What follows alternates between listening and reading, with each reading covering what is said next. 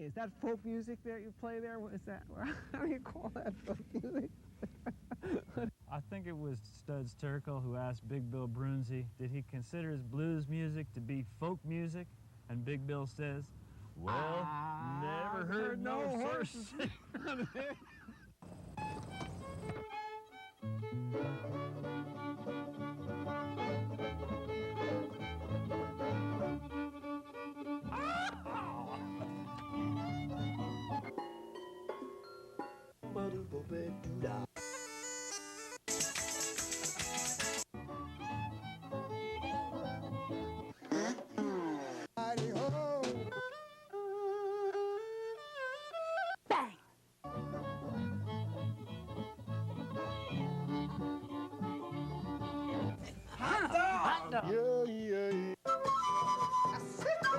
Don't hesitate.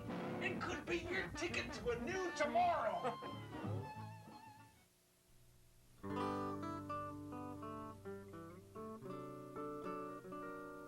My agent says I'm a washer. I creak like a hinge, and every time I pirouette, I appear to get a twinge. It's time to give it up, Mac. Shuffle off to Buffalo. Then I talk to Eileen. Life doesn't feel like such a blow.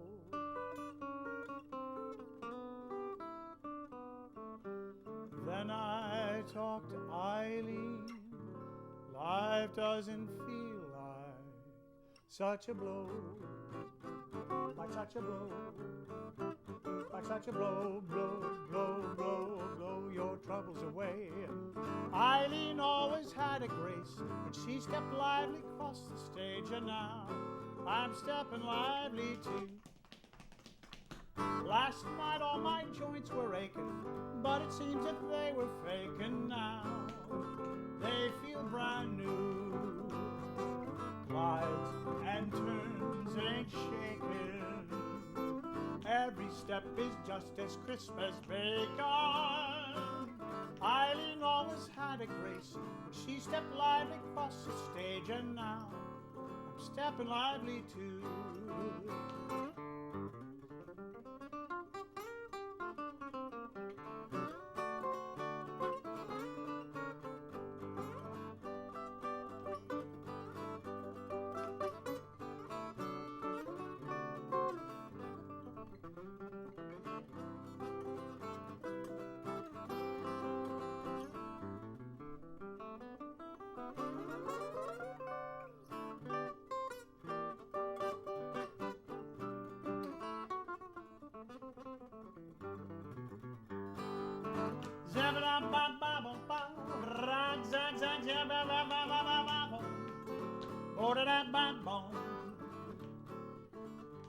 That's what I sing when I can't remember the lyrics to the next verse.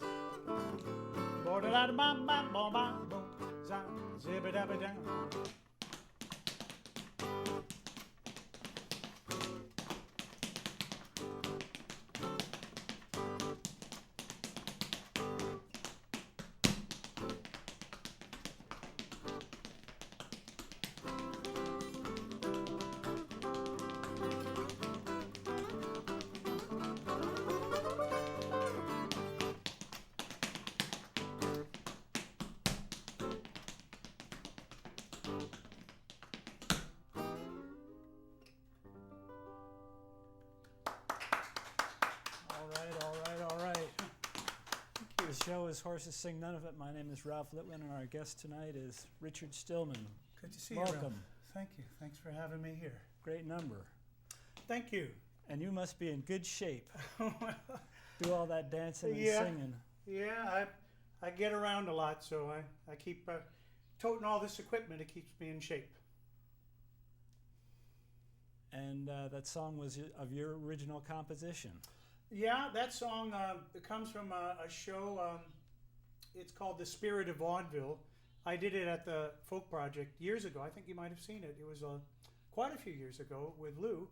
And that song is about it's kind of an old-time song and dance man. He's getting a little creaky, and he gets rejuvenated and lifts him up, lifts his spirits a little bit. So that's one of the songs. I call it Eileen Had a Grace.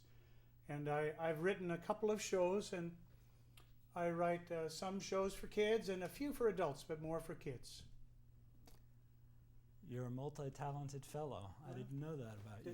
Trying to make a living at it. Still trying to make a living. So, what else would you like to give us? Well, as long as I got the guitar on, I'll do another song. This is from a different show. I work with another actor, Craig Babcock. He plays hand drums. He's a mime and an actor. And we do children's shows. And this is from, let's see, which one is this? This is Aladdin and the Wonderful Lamp. And I play the swindler and I play Aladdin and I play a sultan. And he plays the genie.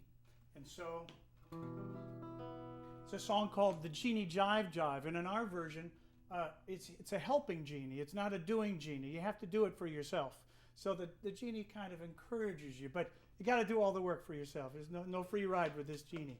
So it's called The Genie Jive Jive, and this is from the kids show.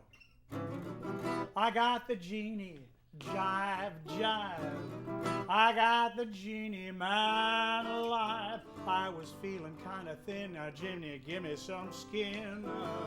I got the genie jive jive. I don't have to work no more. I lay it all out here on the floor for me. Give me food, give me clothes, give me one of those. I got the genie jive jive. And then the genie sings, oh, no, no, no, no, no, little brother. You got your head stuck in a bucket of sand. I'll give you hope, I'll give you a push, I'll give you inspiration. Then we can do the genie jive jive. Can you give me some food? No, no. Can you give me some gold? No, no, no. How about a camel? How about a llama? A llama? Yeah. A llama for my mama. That she can do the genie jive jive. And I can do the genie jive jive. Even the genie can do the jive jive.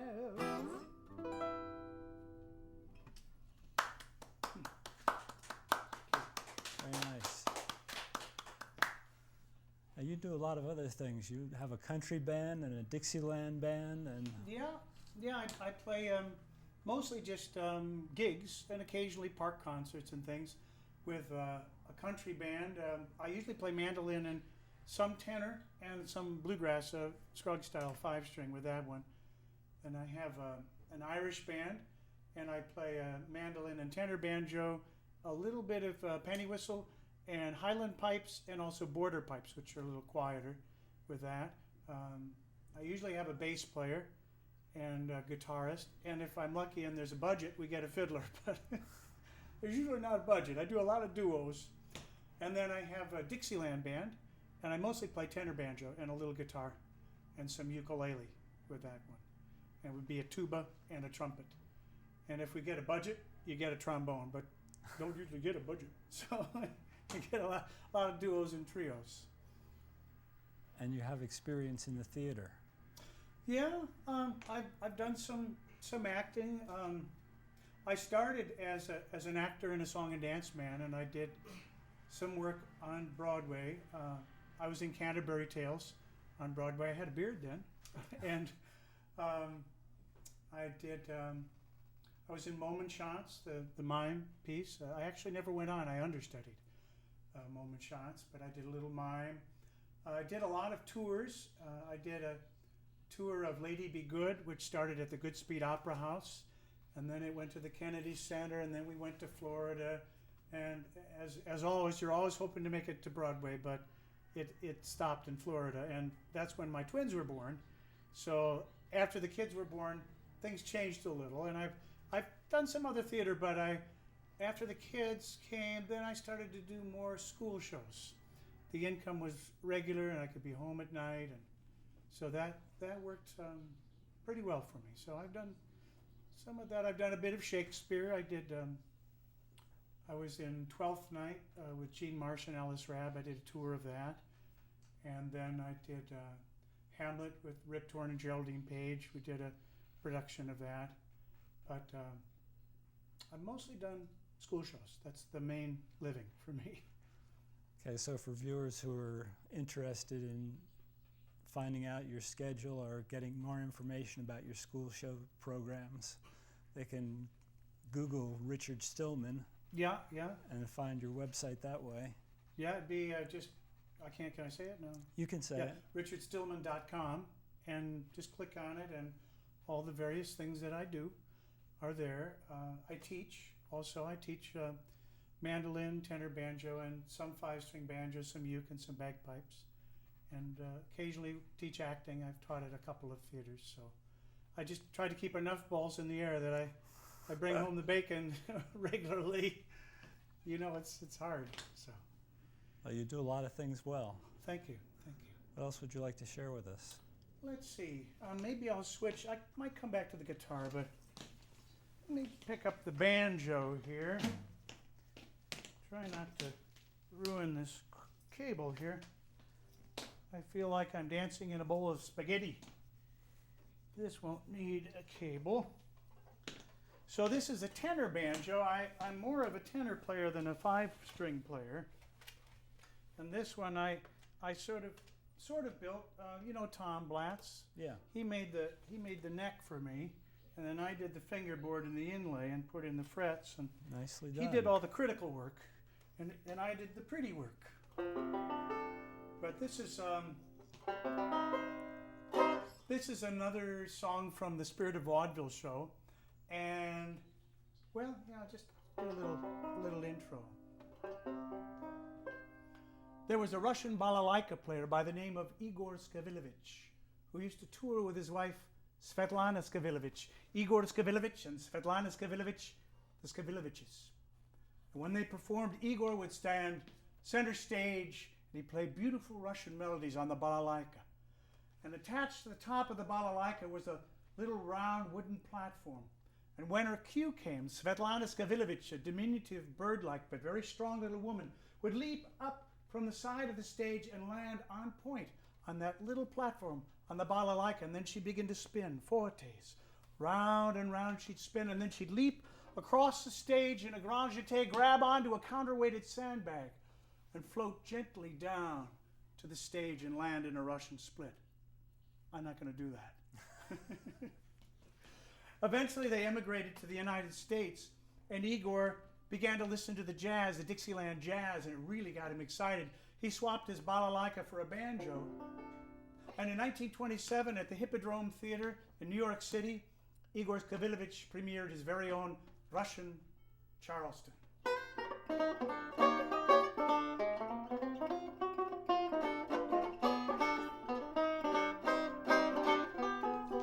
Charleston, Charleston, on the balalaika, Ukraine, I croon under the Volga moon. Stolichnaya, set your heart on fire. Lady a bit too plump, try the Russian split trump, hit with a horrid song, saved by Rample Rump. Charleston, Charleston, on the balalaika, step high, step low, comrade of Odiogo, Lenin, he tried it, Stalin denied it, Charleston from the USSR.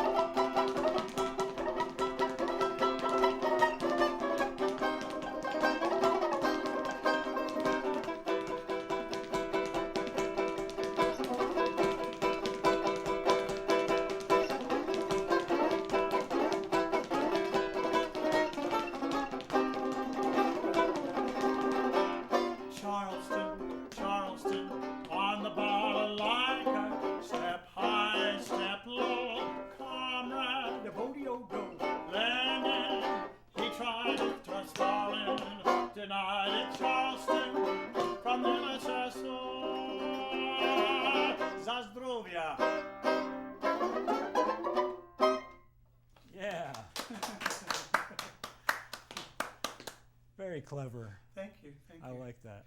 There were a lot of Charlestons back in the 20s. You know, there was the Charlestonette was the French one, and there was one that Spike Jones did. I'm not going to play it but it was called Charleston O Mio. It was kind of an Italian one, and they were it was quite a craze. So that show that I do, I have a lot of Charleston dances and songs.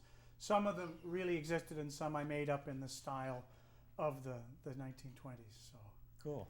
I studied with a guy named Roy Schmeck, who was The Wizard of the Strings. Wizard of the Strings. Did you ever?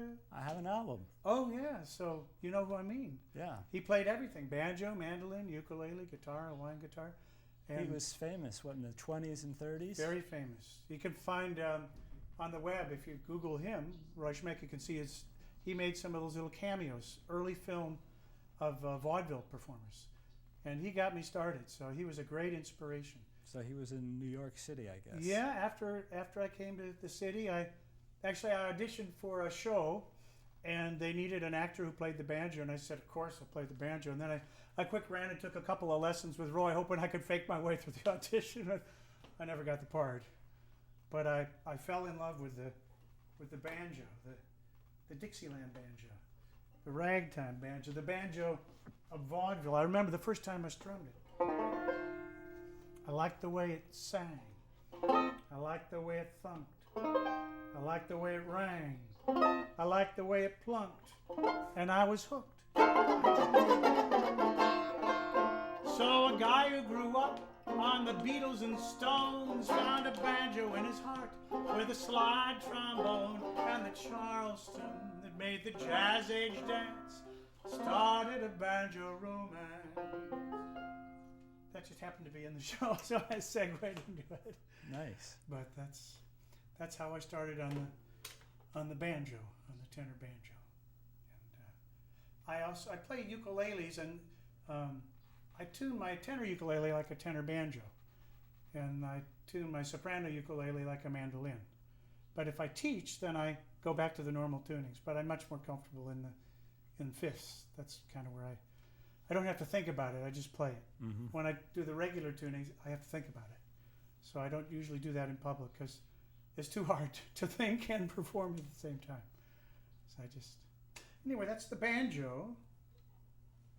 Let's see what else I got here. Other little tricks. I could take the mandolin. Sure. Pick up the mandolin. You brought it along. I brought it. Might as well use it. Might as well use it. Well, I also do an Irish show, and I do some Irish storytelling and a little step dancing and play the pipes and sing. And I play some jigs and reels on the mandolin. So I'm going to play one reel and then play a jig and do a jig. It's a little bit of Irish music. Just traditional stuff. It's called Blackberry Blossom.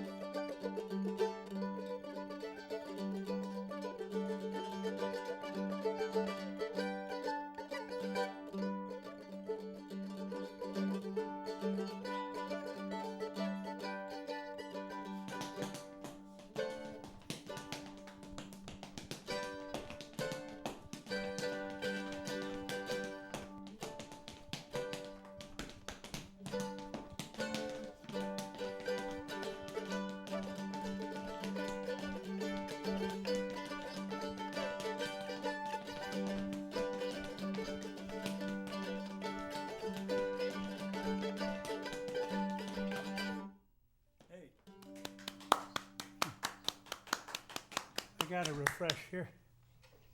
Put back what was taken out. I'm good. Good. Maybe I'll do another one. That klezmery one. I often do a holiday show around the holidays, and it's Christmas and Hanukkah and Kwanzaa, and then every year there's a new holiday that we've never heard of that we have to we have to add another number to. But this is one that I wrote. It's called Moishe's Bubby's Latkes. But it's about latkes, so there's going to be a little schmaltz.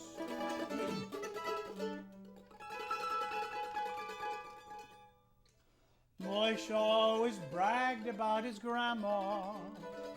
He said for sure her latkes were the best. And so he took a trip to his Bobby and put the oil and taste buds to the test. And he said, latkes, throw them in the fat. Eat it crisp and crunchy, don't put ketchup on that. Chicken fat, any kind of schmaltz. If you eat my grandma's latkes, you're bound to dance a waltz. And his Bobby said, don't be a schlemiel. Forget your French fries and tater tots. Now a latke, that's a meal. And when the latkes touched his lips, they were so light and crispy, and the oil was so sweet that it tickled his feet and inspired him to dance.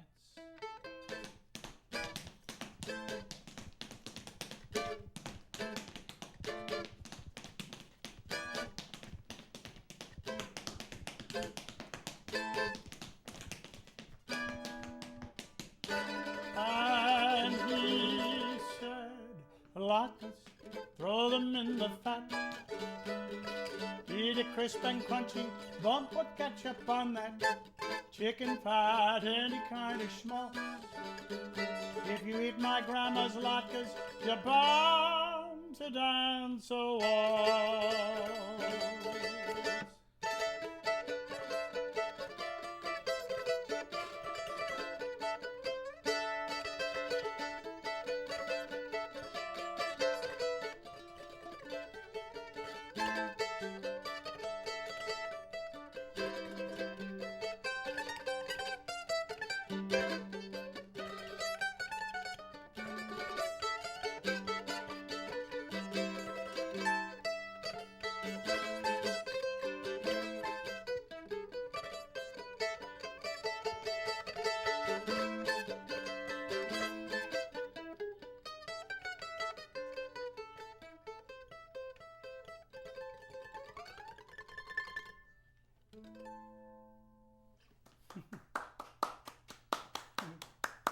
Excellent. Thank Excellent. you. That's all for this little guy.